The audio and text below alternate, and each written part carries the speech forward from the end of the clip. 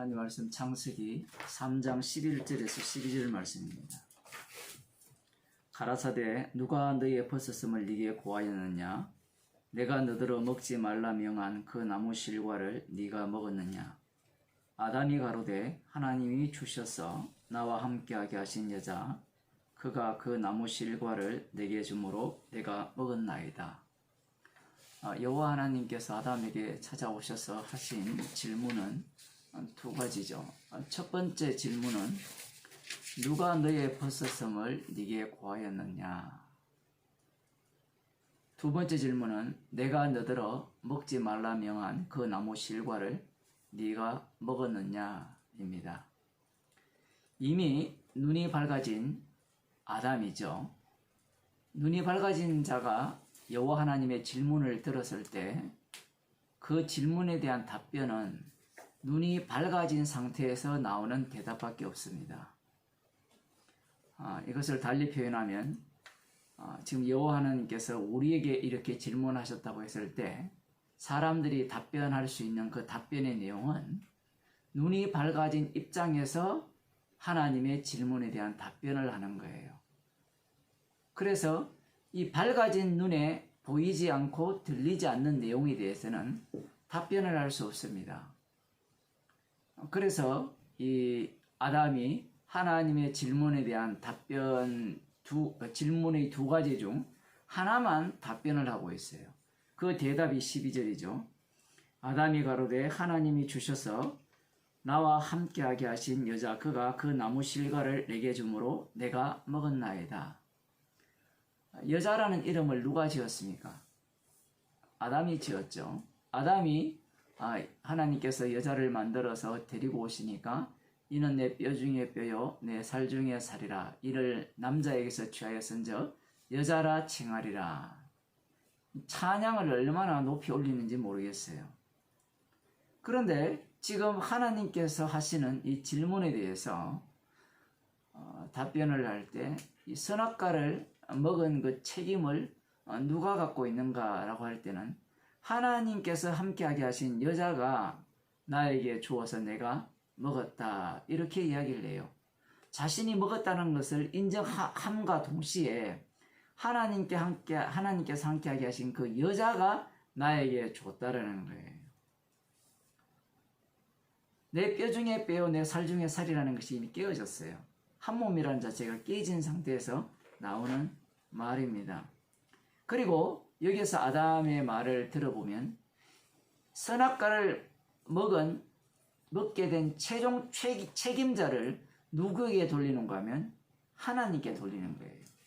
하나님께서 함께 하라고 주신 그 여자가 내게 주어서 내가 선악과를 먹었다는 겁니다. 아담의 말이 옳아요, 옳지 않아요? 옳아요. 맞잖아요. 피조물이 무슨 책임이 있습니까? 아담이 지금 답변하는 내용이 바른 말이죠. 그런데 제가 처음 시작할 때 그런 말씀을 드렸죠. 하나님께서 두 가지 질문을 하셨죠. 그 두 가지 질문의 첫 번째가 뭐였습니까? 누가 너의 벗었음을 네게 고하였느냐? 이 질문이었죠. 그런데 아담은 한 가지에 대해서만 답변을 하죠. 내가 먹지 말라 명한 그 나무 실과를 먹었느냐? 라고 질문을 했어요. 사실 이 질문에 대한 답변은 간단합니다. 먹었느냐 하면 먹었습니다 라고 하면 될 일이에요. 그죠? 그런데 아담은 왜 이런 식으로 대답을 했을까요? 우리 애가 저기 가다가 무엇을 쏟아가지고 벽에 묻혔어요. 그런데 하는 말이 내가 안 그랬다는 겁니다. 이 본성을 누구에게서 받았는가 하면 첫째 아담에게서 받았어요. 모든 사람은요 자기가 책임을 지려고 하지 않아요. 책임에 대한 것에 대해서 회피를 하죠. 이 아담 같은 경우에 이 대답을 보게 되면 자기 잘못은 있긴 있는데 조금 있다라는 겁니다. 쉽게 말하면 이런 거죠. 원인을 제공하지 않았다면, 하나님께서 저에게 주신, 함께하게 하신 여자를 주시지 않았다면 그런 일은 생기지도 않았을 거라는 거예요. 그러니까 원인 제공 자체가 없었어야 된다는 겁니다. 이렇게 되면 연결고리가 간단해지죠. 하나님, 여자, 아담, 이렇게 지금 연결이 되어 있어요. 그런데 이 얘기가 로마서 11장에 나오는 말씀과 거의 흡사합니다. 만물이 주에게서 나오고 주로 말미암고 주께로 돌아간다는 말씀과 비슷해요. 왜 비슷한 말을 하게 되는가 하면, 철학도 마찬가지죠. 신으로부터 와서 뭐 어쩌고 이렇게 얘기를 하는데, 눈이 밝아져 자기가 이미 하나님과 같이 되었기 때문에 인간이 하는 행세 자체가 하나님 행세를 하는 거예요. 모방을 하는 겁니다. 쉽게 말하면. 그래서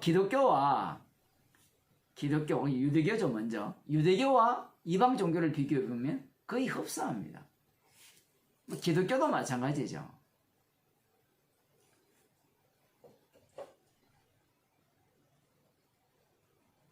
만물이 주에게서 나오고 주로 말미암고 주께로 돌아간다는 말씀의 의미는 관람자가 그렇게 하는 이야기가 아니에요.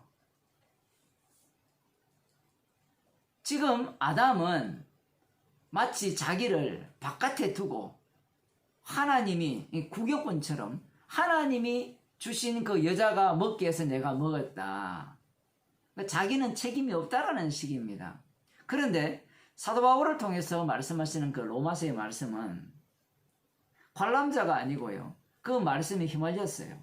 휘말렸기 때문에 사도 바울은 자기를 어떤 사람으로 보는가 하면 공관자라고 봐요. 그래서 예수 그리스도 말미암아 감사하는 자로 드러나요. 달리 표현하면 십자가 외에는 자랑할 것이 없는 죄인 중에 개수로 나타나는 겁니다.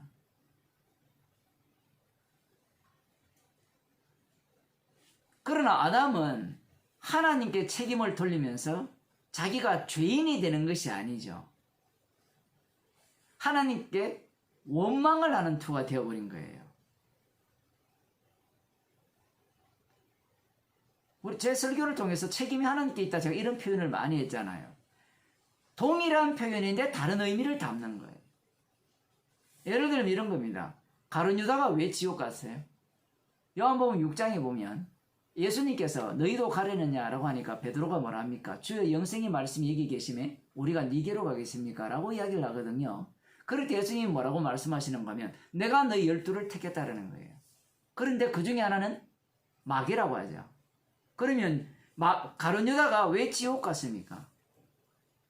예수님이 선택하지 않아서 지옥 갔죠. 그러면 베드로는 어떻게 천국 갔습니까? 주님이 선택해서 천국 갔죠. 맞죠? 그러면 베드로는 주님의 선택으로 자기 스스로 구원받았다라고 말을 해요? 죄인 중에 개수로 이야기해요.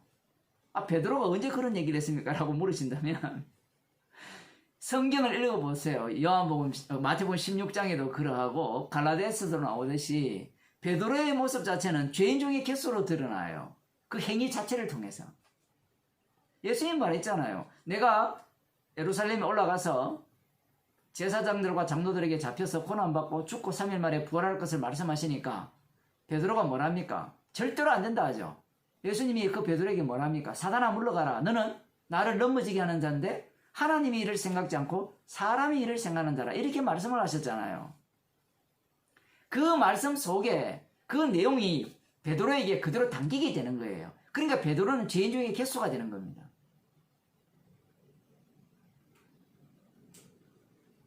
왜냐하면 성령을 받은 자는 주님의 증인이거든요. 자기 증인이 아니고요. 그래서 주님의 선택을 받아서 긍휼의 그릇이 된 자는 십자가를 자랑해요. 그런데 지옥 간 자들은 어떨까?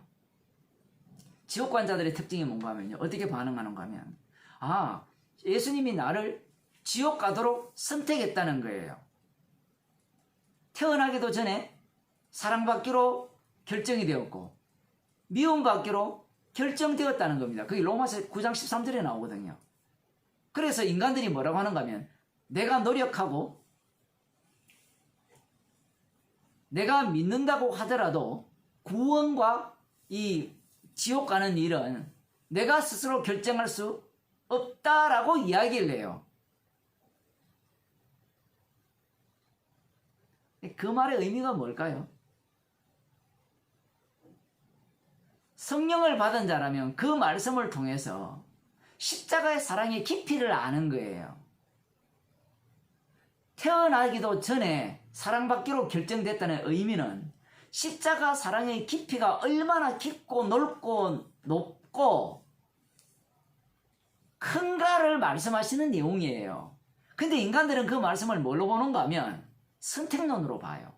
아, 나 구원받았어.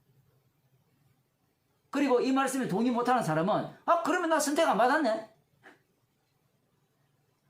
모든 것을 자기 중심으로 보는 겁니다. 그래서 로마서를 보는 사람들은 믿음으로 의롭게 되고 믿음으로 구원 얻다니까 나 선택받았어. 나 사랑받기로 선택받은 자야.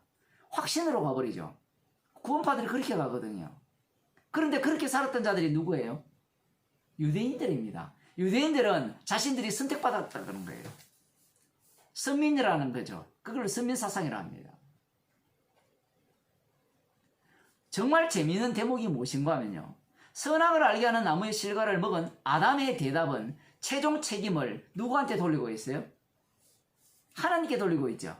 그런데 자기 구원에 대한 최종 책임은 누구에게 돌리고 있어요? 자기에게 돌리고 있다는 거예요.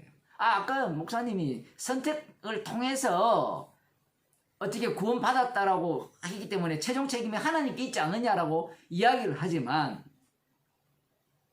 말은 하나님께 있다고 해놓고 구원의 확신은 누가 가져버려요?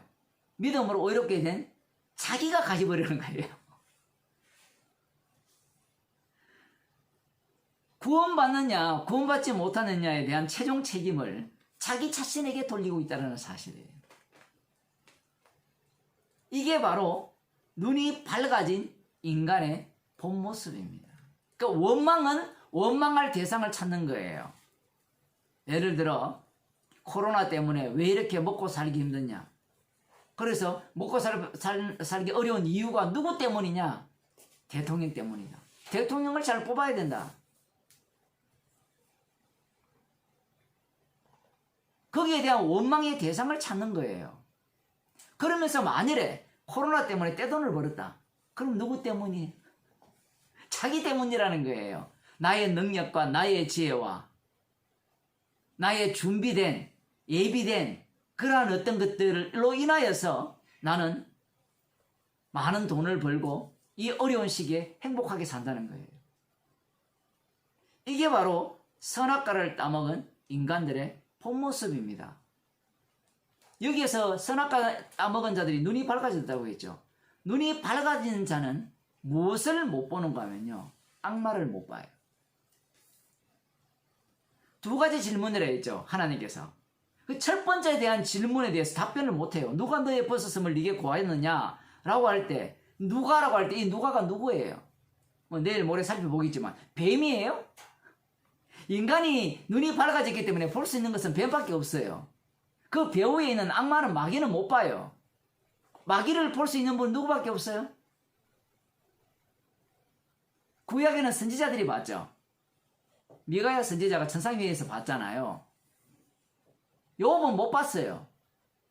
예수님이 오시니까 사단이 자기의 정체를 나타내고 본 모습을 보이잖아요. 예수님 눈에는 악마가 보이는 거예요. 그러나 눈이 밝아진 인간에게는 무엇밖에 없는가 하면 보이는 세계가 다예요.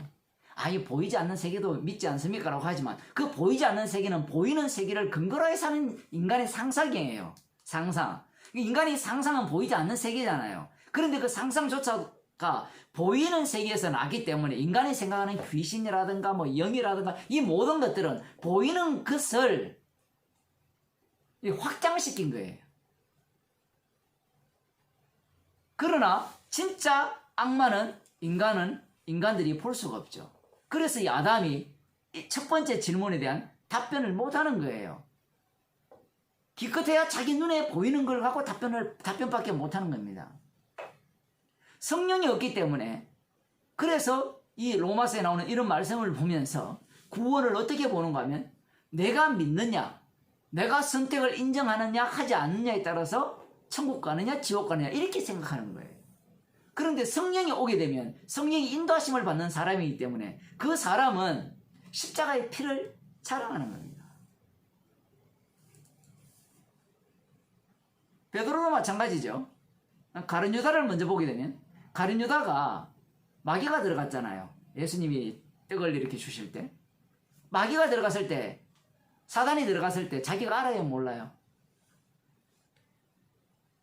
몰라요. 모르고 나중에 자기 반성을 하잖아요. 스승을 팔았다. 그래서 돈을 돌려주고 스스로 목매어서 자살해버리죠. 배후에 악마가 있는 걸 알아요 몰라요? 몰라요. 왜 모릅니까? 눈이 밝아졌기 때문에 그래요. 그러나 성도는 눈이 어두워져야 돼요. 그 눈이 어두워진다는 내용이 무엇인가 하면 예수님께서 눈뜨게 하는 자는, 눈뜬 자는 보는 자들은 보지 못하게 하고 보지 못하는 자들은 보게 하려 합니다. 소경이 돼야 돼요. 눈이 떠버렸기 때문에 가룟 유다가 보는 세상은 자기밖에 없는 거예요. 악마가 안 보이는 겁니다. 그럼 베드로는 다를까요? 같을까요? 같죠? 베드로도 못 보죠. 못 보는데 베드로와 가룟 유다의 차이가 무엇입니까? 베드로는 성령을 받았어요. 주님의 사랑을 받게 되니까 베드로는 자기 자신이 비로소 어떤 인간임을 알아요? 배후에 악마가 있고 마태복음 16장에서 말씀하신 사단아 물러가라. 너는 나를 넘어지게 하는 자고 너는 하나님 일을 생각지 않고 사람의 일을 생각한다는 그 말씀이 비로소 베드로는 깨닫게 된 거예요. 그게 바로 제가 역으로 표현했죠. 눈이 떠진 자, 달리 말하면 소경된 자예요. 인간들은 자기가 본다고 하는 것 때문에 문제가 발생하는 거예요. 그래서 이 보는 것 때문에 정작 봐야 될 것을 못 보게 되는 겁니다. 그래서 성령이 오게 되니까 비로소 자기 자신이 소경임을 깨닫고 그리스도의 피만을 자랑하는 죄인 중에 개수로 드러나는 거예요. 끊임없이 우리는 책임 돌리기 급급하죠. 왜 책임을 자꾸 타인에게 돌립니까? 왜 타인에게 돌려요, 책임을? 나 주고 마땅하다라고 하면 책임 돌릴 이유가 없잖아요. 책임을 돌린다는 것은 나는 살 가치가 있어. 나는 괜찮은 인간이야. 지금 아담은 그러한 모습을 보여주고 있는 거예요. 그게 눈뜬 자들의 모습입니다. 하루하루 살아가는 우리들의 모습이 바로 이 모습을 보여주는 거예요.